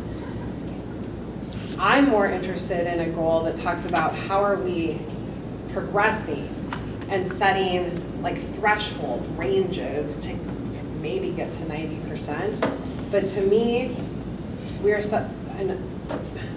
I feel kind of bad saying this, but I feel like I realize it's the state goal, the federal goal. We're setting ourselves up for failure if we just think of either we get to 90 or we don't. I think if we progress 3 points next year, that's phenomenal. Like to move a system this large, I even think that's aspirational. But I think, wait, I'm not done, I'm not Go done. ahead. So I have appreciated districts who have lofty goals, but who set the path as part of their goals in the language. So it's not just you're getting to 90 and somehow behind the scenes we're figuring it out, but how can the community actually see that we are tracking kind of how we're doing this? Yep. I think, Objectives. I think Yeah. talking about how we get students to take the test is real important if we're gonna get to anywhere near 80 or even 70 for high school. So love to talk about that. And then I am deeply opposed to any sort of like incentive for a school or for teachers in the sense that there is so much that goes into a student's ability to perform on a test.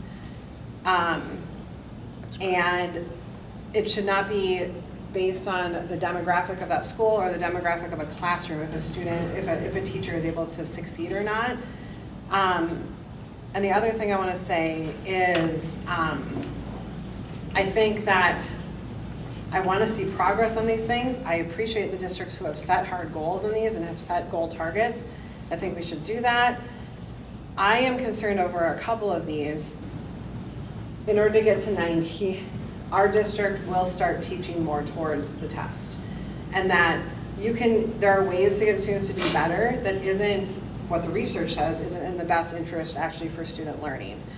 I'm also concerned with some of these goals. We want to resource kids to get them at grade level or up to grade level for sure.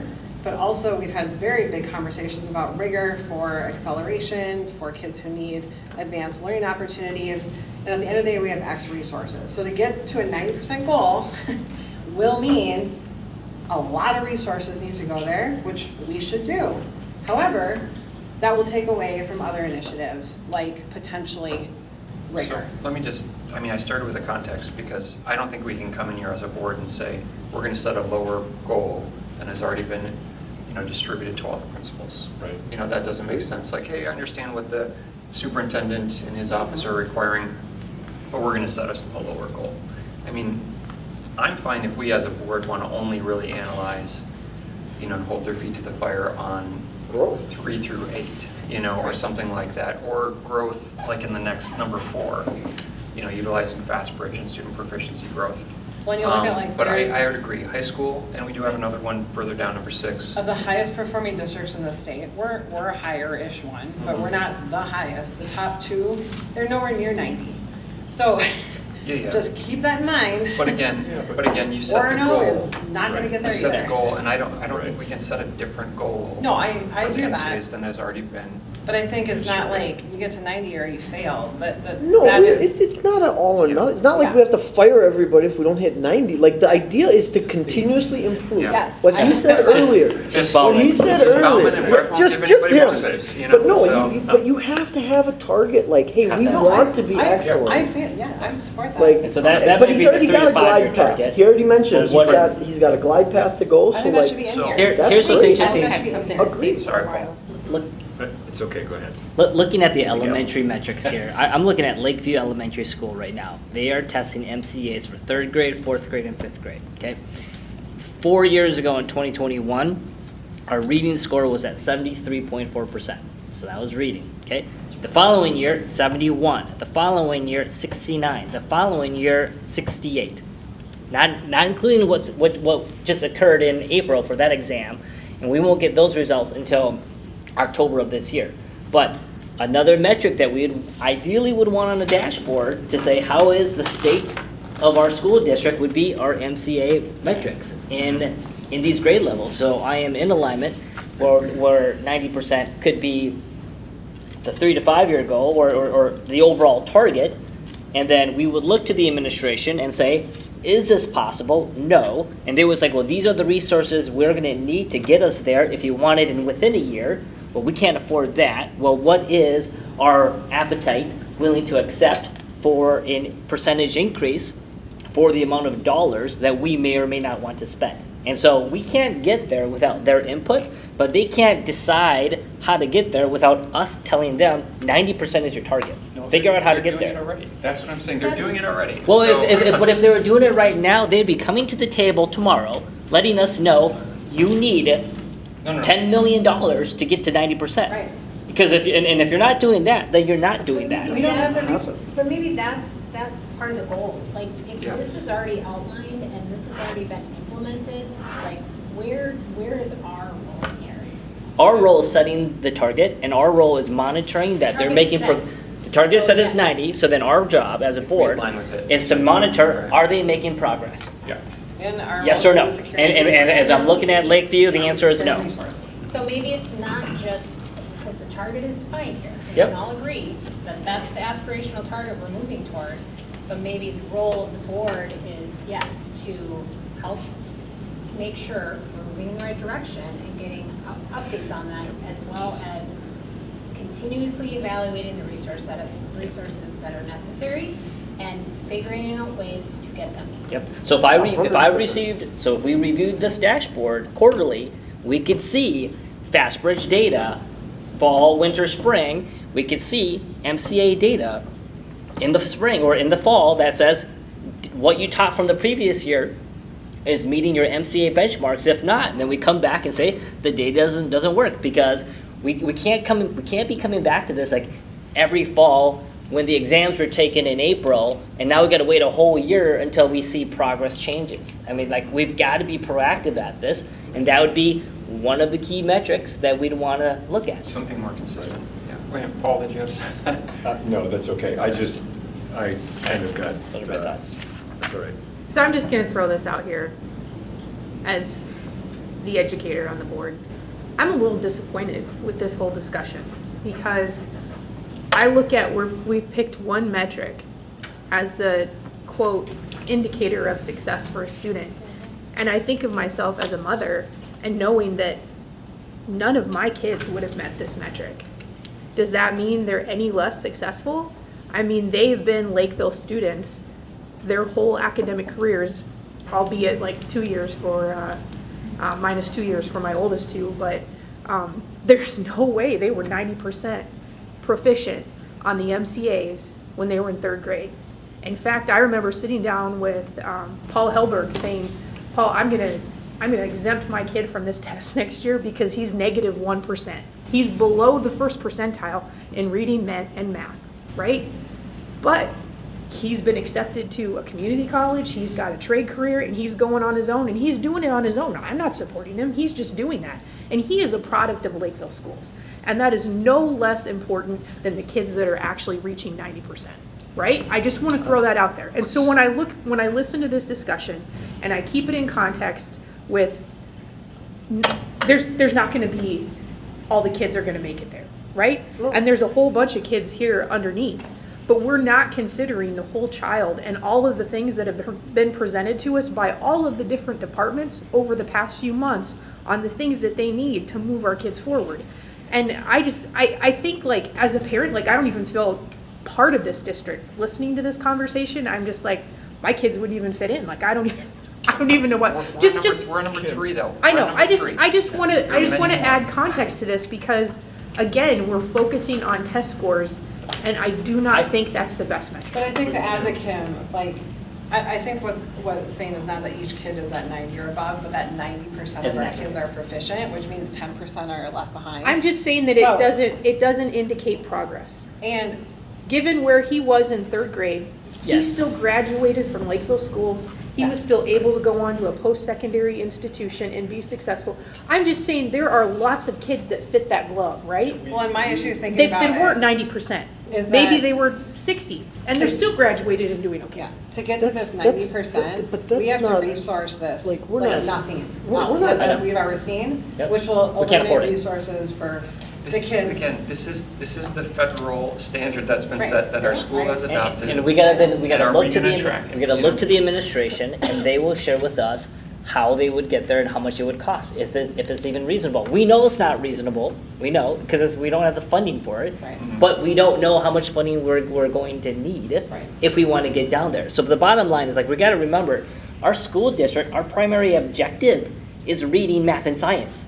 None of the other stuff. I get it. Like, I get character development, I get other opportunities, other things, sports, athletics, clubs, but that, like we've got, like, the state has mandated. Well, last week, right, we Benchmarks. voted on all this athletic AD stuff, we and did. putting tons of resources to We it, so, did. like, We- it's but- everything. But we did through, what, I'm not gonna, But part of it too is how we define, I do think this is important, it's already happening in the schools, so it's something that I think rather than having a goal that is outlined here, perhaps it is kind of how do we support the administration of the path. But the other piece is, in terms of the whole child, making sure that we are defining what we think success is in the district. So we could get information about what percentage of our students are enrolled in clubs and other kinds of things that we see as towards progression towards leadership development. So I guess to support what you're saying, I think we as a board have never defined student success. we should, And- I don't think we should. I don't think we should. Well, I think we do Well, by our what I'm saying metrics. is- Different from Well, what I'm saying is Yeah, I that don't think it's on there somewhere. this is a goal that's already identified. Yeah. But what I'm saying is, what I'm hearing and what I agree with is that we do have to think broadly in terms of student outcome, not necessarily just test data, academic outcome. It is. But we need something We're measurable. on, that we we're on can the track. academic That side. is a know. measurable thing. We're on the What I academic mean- side, Like right? what? Yeah. That was first, Graduation. bullet number We're one talking was about was academics. academics, right? So, and again, if you look at 6, it looks at more of a composite thing if we're not Chances going are to track you're right. MCAs for high schools. So like. Are we good with 3? That's not, The only thing Yeah. I want to point out, you Okay. guys, we're saying we're on graduation number rate dropped. whatever, but that is the majority of these goals. I mean, Paul, you identified academics and finances, Right. and that, Shane didn't read till 7th grade. Did. so no, it's only because it might skip, whatever, but we've heard lots of that before, but I think it's just, I don't know that the entire board agrees that those are the 2 main priorities that we need to drive home over and over. There's part of this that I don't feel a lot of how I would capture student success is really in this, or how I would define it is really captured in this document. So yes, we can say we're on number 3, we can move on. But, I mean, to the point. there's not a goal in here that you sent to me that I didn't include in the document. No, I think as we talk, it wasn't the all exhaustive. I think there's opportunity for us to consider what, All right. I think you're right. I mean, we haven't defined student success as a board. And I think there's probably a varying philosophies and interpretations of student success. But according to the state of Minnesota, student success is meeting the MCA benchmarks at 90%, period. Like That's not period. Well, they're not looking at anything else. I mean, we get a Minnesota State report card that says your reading, your math, and your science is this score, and that's it. They don't look at gym, they don't look at championships, they don't look at anything. That's not exactly accurate, because if you pull up the Minnesota report card, it has all the demographics Yeah, for the it does. students. It has what students are, breaks down. But we the don't get a racial grade on that. Yeah, you do. The Yeah, goals- We get a do. grade the goals on, 90 Yes, we do. 90% based by on 2020. like number of students? Yes, we do. We get a grade on all of that. All of the different departments look at those metrics and determine where we're at as a district. Some of those Is that what play you guys into our do? A&I plan, and if we're a racially isolated district, then as we heard last year, that was part of our A&I plan and things that we needed to work on. So they do look at all those things, and that's what I'm saying. We need to look at the whole child. Yeah. And I agree with Carly. Maybe it's a little bit deeper, and we define as a board, which has never been done, like, what does student success look like? Because I think it's more than Kim, I would than say, this. Yeah, and look it's- at it's one of the number goals. 9 on page 4. It says define academic success. Right. So there's a focus universal education. But anyways, Let's go to number 4. 3. Oh. I'll get the metrics, I'll get the annual increases from the district, what Yeah. they've already sent out in order to further define what we're looking at on an annual basis. And for Chair MCAs. Swanson, just for clarity, our, the expectation we laid out was specific to reading. Okay. It was not the other areas, it was just specific to Just reading. reading. With a fast bridge, with some fast bridge growth goals attached to that. Can I ask a can- question about that? And I know this isn't, the boards won't get involved in this, but how are you gonna get secondary to participate? I mean, that seems like, Well, we already have our secondary team working with the principals on that, so they're coming up with an action plan to increase proficiency. Obviously, math is our most not difficult. proficiency, I mean I'm sorry, the participation. participation, Yeah. I misspoke. 'Cause, like, that seems like the Our biggest issue. participation rates right now, K-8 or sorry, 3-8, are in Yeah, those the are good. range, they're good. High school is So good. High school is it's bad. really, and that's only in grade 10. So they're looking at, both for math and for, although math wasn't part of Yeah, this, they're looking at working on a plan and generating some ideas and some Sure. solutions about how to increase participation. And again, I think to your point, the benefit of having a multi-year, even if it's an extraordinary stretch goal, is to be able to do what you're talking about, which is evaluate year over year. We've never set goals like this before in terms of like doing the needs assessment and what are we looking at and what's working, what's not. So I think that's part of the process as well. Yeah. Hey, Thank you.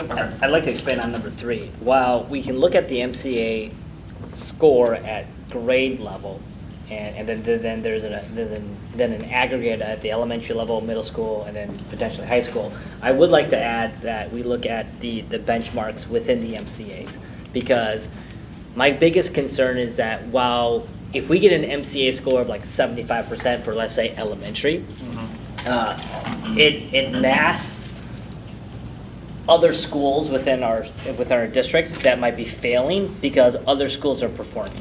And so when I look at 3rd grade MCA scores, you may have, Eastview that may not be meeting half of their benchmarks, but 4 of our other districts are meeting their benchmarks. So then as an aggregate, we look favorable. Does that make sense? And so I want to be able to incorporate somewhere in number 3 to say, how many, if we look at all the benchmarks, let's say there's 30 of them for 3rd grade reading, and we've got, how many elementary schools? 11? 9? There's a lot. 9, right? And Not at so 11 yet, but we're on our way there. we're on our way. Then you have roughly 300 benchmark opportunities. I would like us to be able to say we need to be 90% meeting those benchmark, 90% of those 300 in addition to the metric itself. Because if you just look at the metrics, we're some of these schools are going to be hiding. Is what I want to be able to avoid that. Make sense? Well, if you see the data by school, how would they be hiding? Yeah, I mean, you could say by school. By school. Well, it's district, school, grade. Yeah. That's how it's already. Is that how it's set up? All right. Well, Well, and I feel like that is the superintendent's role. to get into the weeds Yes. of that data. and like some schools have different programs that will, I think, affect their scores, right? So I think there's a lot of nuances to Yep. a school level.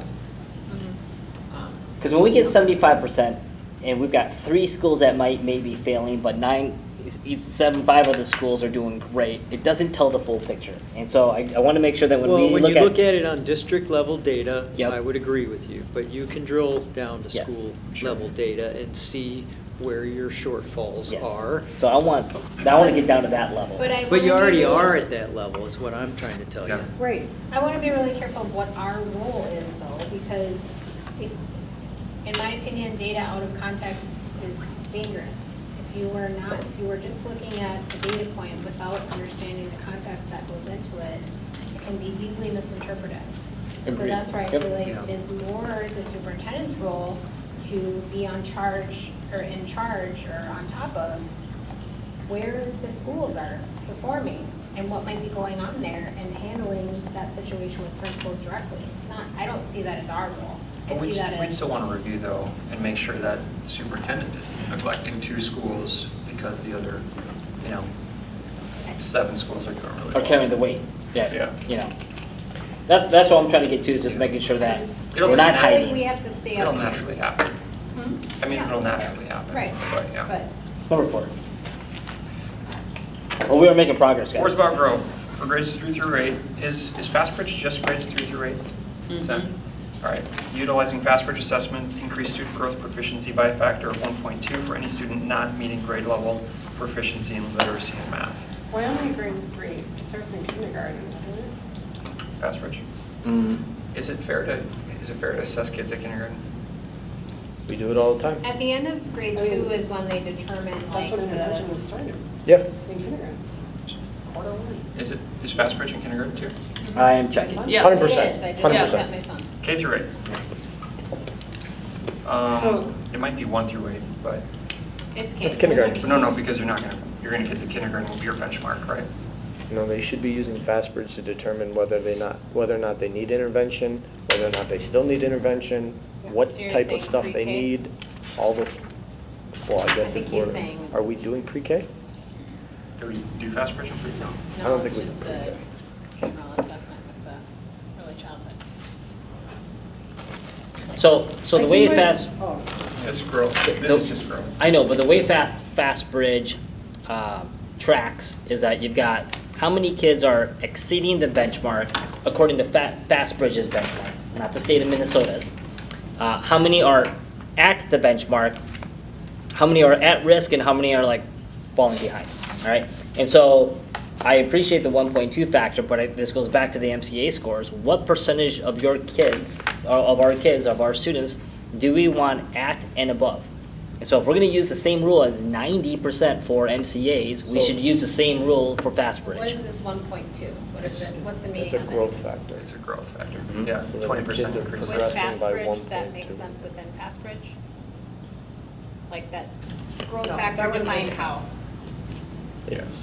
Well, right now, Test over test. third grade reading in FastBridge is at 74.3 at the district level for fall. Do we get a numeric result on FastBridge? Yeah. That could we track? We look at it, the goal we set on our school improvement plan was that we would be at 60% or aggressive growth for students that were underperforming. So that's how we defined it. The one thing to remember about that, though, is when you're talking about things like FastBridge and, say, English, literacy, reading, that kind of thing, if you get a bunch of kids that come in who are English as a second language, is a totally different, like, growth is the number there. Not a number. You can't say, like, 90% type of thing. You need growth on that. Like, focus on growth on that type of stuff. Because when you're coming in at way below anybody who's, been here, been through preschool, had, some level of rigor and whatnot, they're gonna come in way higher than kids who, essentially just come in the country and don't even know the language yet. And we're getting some of those, not nearly as much as other districts, but we have to be aware that that is coming. So as we deal with that, you have to look at growth. Yeah, So what- can I ask a question? Because this has come up a few times now, this did you say school scope, school props? Yeah, skip. Stop. Used to be a skip, school improvement plan, school continuous improvement plan. I don't know where our role is in or not reviewing it for Mm-hmm. edits, but like reviewing it for knowledge, because I feel like some of these things that are brought up, you're already doing stuff. Mm-hmm. So I guess I wonder to some degree whether we need that information, Which information you talking about? what's in the SCOP. That's embargoed. Well, you know what I mean, because like, if they already have a goal, Well, it should be a part of our executive dashboard that says this is our Fast Bridge goal. so Brian, I'm here with you, we can act nicely, but like, it's perhaps that is what we do. We don't define 1.2 or whatever, perhaps they already have clearly defined goals that we just then need to be Then you make it helpful in monitoring and making sure that they're moving toward those goals, and if they're not, how do we best support that? So, does that make sense, Emily? Like, what is all outlined in this SCOP that would help us understand where your vision is for moving forward? Well, there are, from a district standpoint, really, we're focused on, our primary goals are around the MCA and the Fast Bridge. There are other items, without actually going through it with you, it's a little bit out of context, but the buildings set other goals and have action items around those, but the one thing that is consistent across the district in terms of academic metrics is Fast Bridge and MCA expectations. There are other things on that school improvement plan that is work that we are doing and trying to move forward, but it doesn't fit into this category. So we could go through like basically what the template is and what is provided to the buildings, and then where we sort of say this is what, because every building has Yeah, different sure. needs. And so we want to make sure that they have, as the leaders and the experts in those buildings, they have an opportunity to build those plans, but we want to set a standard across the district. So it's a combination of those two things. But that's why I just don't want to be redundant in terms of like, I feel like you guys are the experts. I mean, we should lay the expectations for monitoring and supporting, but you all are the experts in what degree can we move that, you know, what should we, obviously creating an aspirational goal and looking toward that, but are we doing things that are redundant here? But, well, I mean, we're tracking different ways. Again, MCAs is a once a year, Fast Bridge is multiple times a year assessment. And, I mean, to be honest, I mean, the reason why we're coming up with this is because we weren't provided with, this is what we should use. I'm not saying it's So, no, I'm just saying that's why we're here today. Right. To set the goals, because we haven't been provided, like, hey, we think this is a fair goal for the district. So we're setting the goals as a board that we can track, right? Maybe in 1.2, I mean, maybe, I don't know how we measure an increase in Fast Bridge performance, so we probably need your input on that. For right? sure. Like, Well- can we measure it, how much of a gain? Because here we're looking at underperforming students. We want to make sure that they're not just staying one grade level behind, essentially, that they're actually making progress towards proficiency each year. I would rather see the number of kids meet or exceed and make that number as large as possible and have that number continue to grow or whatever And that statement is. maybe we need both. Yeah. But again, I think there is we do want people, I mean, the goal is to get to. To help them move in the following, And yeah, really, that makes sense. if we are getting at the kids who are not meeting proficiency on Fast Bridge, and we're working them towards that, then more of our kids will But be I think, proficient. I think to add to like, I mean, I think maybe Brian, what you're getting at, I support that fully, getting kids to where they need to be. I've seen it in our own family, like I feel like there's intervention strategies identified, especially with Fast Bridge, to do this, and so I think setting a goal is great. I am concerned, and I've heard this from many families about, in order to get that group up, other kids plateau or don't move. I've seen that too. And so, again, it's all about resources, right? We only have X amount. And so in order to move, it will take away from, Just what the other. unless we Sort of resource meeting. things differently Unless or we're- better. Yeah, and that's where you get into like interventions. And I think or- that's where our finance goals need to additional support resources. our academic goals, which right now they do not. Yep. So. Hey, is FastBridge, is that a curriculum? I don't know, or is that No, just, it's just an just an assessment assessment. tool? Mhm. Okay. It's an Universal assessment screener. tool. It's a universal screener. And is that universal screener so that if I see 80% in FastBridge in the spring, would that correlate to 80% on the MCA exams if they took it? Or is FastBridge assessing different things in MCA? So here's what I can say about that. In terms of, so FastBridge should be a good indicator of performance on the MCA. That said, and I think Chair Swanson, you said, we need to be looking, when we're looking at FastBridge, we have the capability starting in grade 2, we need to look at both growth and proficiency. Because if my child is 2 years behind in reading, they could grow 1.2 years in a year and still not be proficient. Okay, So yeah. they're not going to be successful on an MCA test, even though they made extraordinary growth.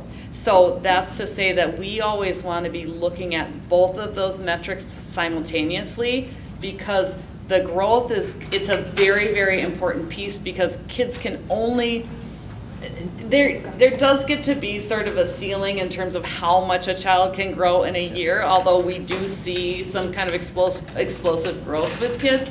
But we want to always also be striving to make sure that what that means is they're actually They're moving up. proficient. Yep, and then maybe we can get an average score of like all the kids in the top, just like the GPAs, but hang on one second, can the FastBridge assessments be tailored or customized to meet the MCA benchmarks? No. Okay. So then why, so like how do we, have we done an assessment to see if the FastBridge assessments actually meet the MCA benchmarks? I mean, do we know there's a delta? Like what the percentage is? Comprehensive assessments. assessment, universal screener, Minnesota comprehensive assessment, different. Okay. All right. Learning target. Well, Hold on. if the There's- state of Minnesota wanted an MCA summative with a formative precursor, if you will, Yeah. that would be alignment. But what they do is they give you the summative, and they tell you to find Figure out how to get there. the other part of it. And you want to look at growth through a formative test. And most school districts in Minnesota are using FastBridge. So the correlation's not direct. It's the best thing that I think we have out there right now. But that might be a business opportunity. Could be a business opportunity, and we talk to legal counsel and see if we can sell it to other districts. Here you go. They're So only your worried about target. student growth for Well, no, underperformers? Huh? We're only worried about student growth for underperformers? He's got it. No, so your gotta target, make it broad. again, is 90%, right? Like, that's the broad, but growth is the mission, okay? So progression, growth, continuous improvement, that's the target we want to continue on that trajectory, because again, 90% is your goal. Now, whether you achieve goal, different discussion than whether or not we're making progress to goal, right? Which So fits you- in with what Paul was saying, where we make Yes. this part broad, and then we put down here, like, the objectives to get us there, like the stair steps that we know. So again, if He's you're got it. underperforming kids, okay, if they're making a 15-point jump from fall to spring on their FastBridge assessment, that is a great thing. That whatever it is you did, you worked miracles. Like, good for you. Keep doing that type of thing. Now, the goal is still 90, right? We want to get you to proficiency. Okay, 90% of the kids we want. I forget how that works. Whatever, 90% is sort of that goal, right? But you got to continue to see progress, especially with the kids who are down on the struggling side of it. They need to keep progressing. And I think that So I think we gotta also lends do to both. some of the other things that we've talked about, like graduation rates. We want to see that clients start to go back up. We want to Yes. see things moving back in the right direction. Correct. Yes. Growth. Dashboard. Emily, in Fastbridge, I've looked at like the national data, and you get your score for your grade level, like a 520, and then that maps that with the percentage for the nation, right? So let's say 520 is 80%. So that's not 80% proficiency. So I guess I'm trying to, what is a 90% proficiency rate for Lakeville schools in Fastbridge? I'm trying to like merge your idea with the actual numbers in Fastbridge. Depends on the grade, right? Can we track that, a percentage? Like, Our identified percentage on the skip is 60%. 60 proficiency. Which fits with the bell curve. And I've got, and looking at the Fastbridge data for third graders right now in reading, in spring, those that were meeting and exceeding, combining those numbers is 72.6%. So So can we show a growth percentage? that's good. then? 72% is good. Or- That's my point. For sure. We should be- That's what we're saying. that's I what- would That's what we're rely saying. on That's the, what I would we rely want. on the team to do Fastbridge that. is so much They really more have the reliable. expertise, but, But could it be a name? yeah. Okay. But that's the celebration right there. That's the It pay. is, yes. We should have filters for All right. those that are For English as a tracking second growth, language. Good. Tracking growth? Yeah. Fastbridge. Yep. Are we going kindergarten through 8th? Well, K, it's really more appropriate starting at grade 2. Do we have a metric at the end of kindergarten for us to know how many kids are reading at certain grade levels? We have an early reading and an early math that is Fastbridge. That really is, it's really our universal screener to identify how prepared students are coming in and then how they're progressing through the system. It's just a little more tricky at K1 for a lot of reasons. It's definitely more of a reliable metric 2 and above. Yeah. But what metric can we use to identify kids from kindergarten and first grade that are falling behind that might need further intervention? I just want to make sure that. Fastbridge does that, though. That's what they do. It's Identifies a like screener. low risk or high, or low risk. high What you're risk. not gonna get is you're not gonna get the same growth metrics around that at those Yeah. levels, but you will get a proficiency rate. So do we want proficiency for both Fastbridge and MCA on our dashboard? And then plus a Yeah. growth metric? Yes, Mhm. yes, we do. All right. Growth But and to the proficiency. point of, I Yeah. think what you said a second ago, Brian, is there a way for us to disaggregate the data in a way that would be meaningful for us to be able to understand that a little bit clearer? Are you saying that like we have a filter where if we've got 50 kids that are English as a second language in Eastview, if we hit that button, then the metrics change?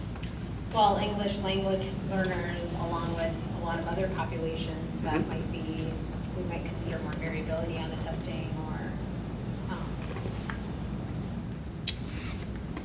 Can I just pause the discussion for a second and just for clarity and direction?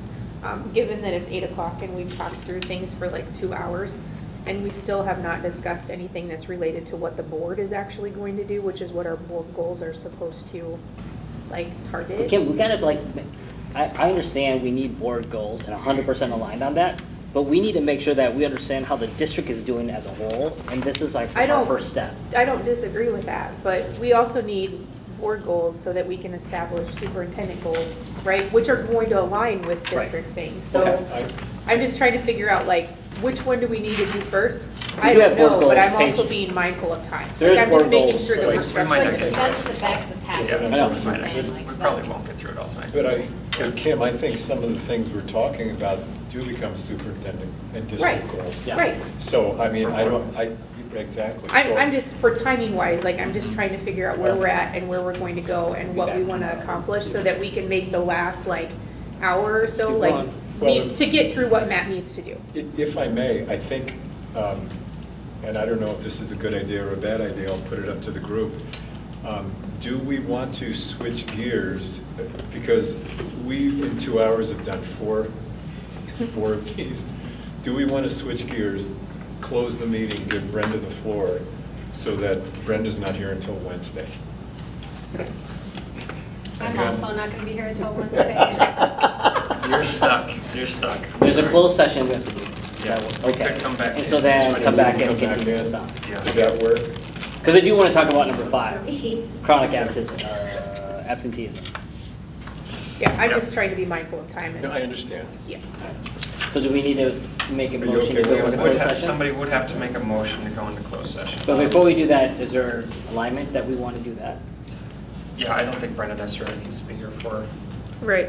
the discussion on the rest of the goals. I agree. Or Lucas, or whoever is here. Do you need a motion? Yes. You would need a motion? All right, I'm making a motion. Is that there, sorry, is there anybody else who would be leaving that we would need to discuss? Like, are you guys planning to stay here in closed session? We're staying in closed I know you session. are, but are Yes. I don't think. I mean, yes. Lucas would need to stay. Lucas is here to observe and learn okay. and contribute in any way possible, but after Brenda's done and Wednesday is here, we'll let Well, Lucas you- and Brenda go. Matt, you need to read this first and then you make the motion. Yeah. Okay, all right, I'm trying to take the notes. Kim told me I have to take the So, notes. okay, I'm going to make a motion that we go into closed session, closed pursuant to Minnesota State Statute, Section 13D.05, subdivision 3B, to engage in negotiation discussions. Is there a second? I'll second. All right, there being a first and a second, all in favor of going into closed session pursuant to Minnesota State Statute, Section 13D.05, subdivision 3B, say aye. Aye. Aye.